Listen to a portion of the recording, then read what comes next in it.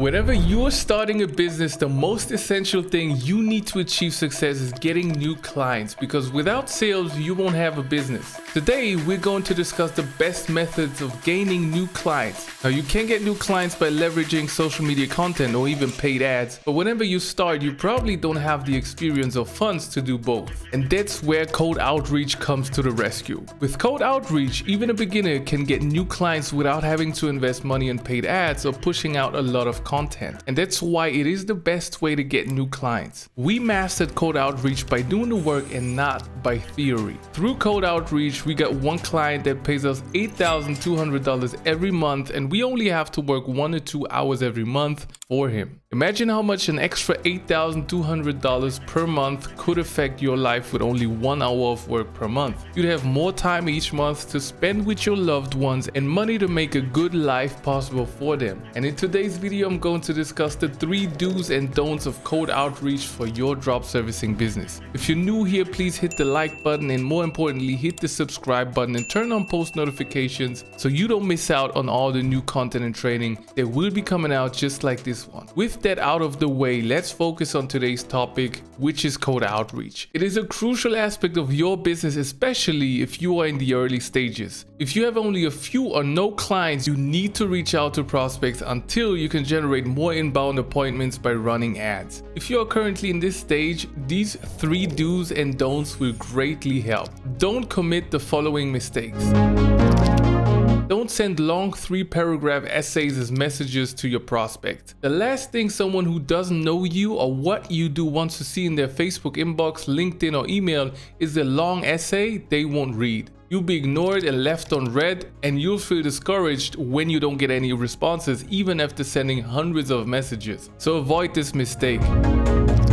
Don't mention pricing or packages in your cold outreach messages, and here's why. If you lead with price, first of all, you're going to turn many people away. Think of it this way. If you run up to somebody on the street and say, "Hey, can we get married today?" It doesn't work, because it's just not how it goes, okay? You've got to take somebody out to dinner. You've got to wine and dine them a little bit. You've got to see them for a little bit, and then maybe talk about getting married at some point. It's the same thing here with cold outreach, guys. You don't reach out to somebody you don't know, you've never talked to, and say, "Here's the price, do you want to marry me?" If you do, it won't work, and again, it's just going to turn people away. Don't number 3, do not give up too soon. Let me explain. The main issue that a lot of people run into with cold outreach is that they send 5 or 10 messages, but nobody responds or opens them. They then give up and conclude that cold outreach does not work. However, guys, there's an element to cold outreach that requires some volume. You need to reach out to enough people. Of course, you also need the right message, which I will talk about in a second, but there have to be enough people that you're reaching out to. You must keep going even after reaching out to only 5, 10, or 20 people. You need to keep your head in the game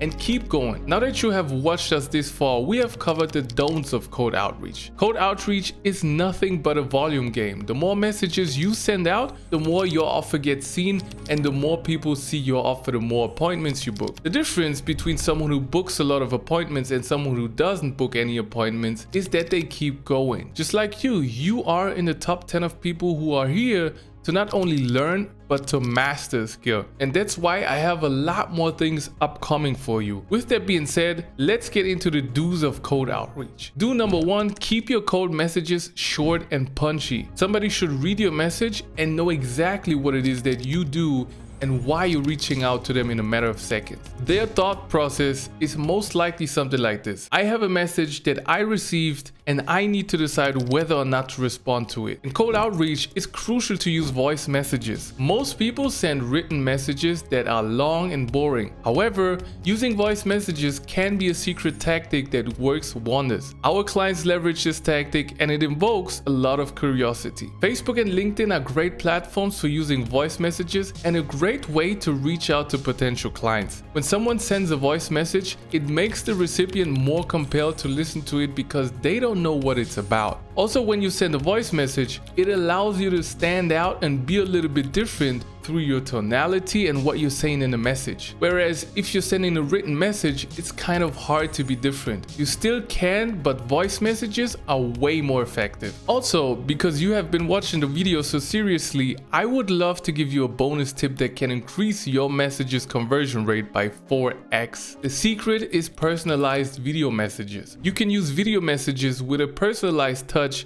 that mentions something about their profile. It makes you very different from the crowd, and people will know that you are someone who cares about your clients. Now let's get into the third do of cold outreach. Alright guys, do number 3, follow up like an absolute animal. See, here's the thing again, this kind of goes back to the point number 3 of the don'ts, which is don't give up too soon. A lot of you guys are sending a few messages and you send 1 or 2 messages to a particular prospect, and that's where your messaging ends. The thing is guys, you have to understand something. You're reaching out to business owners, not regular consumers who work a 9 to 5 and are free after that time. You're talking to people who are running businesses throughout the day. They're probably managing employees. They may be out in the field if you're talking to home service businesses. They're busy. They have things going on. So you have to follow up religiously. Ultimately, the person who has the most touch points with a particular prospect is going to win the business. People need around 7 to 12 touch points before converting to sales. Therefore, if you're only sending 1 or 2 messages and then giving up on a lead, that is not a dead lead yet. It's important to follow up consistently and persistently. This was everything for today's video. If you found this video helpful, please click the like button. Also, don't forget to check out our other videos, which will help you get new clients as well.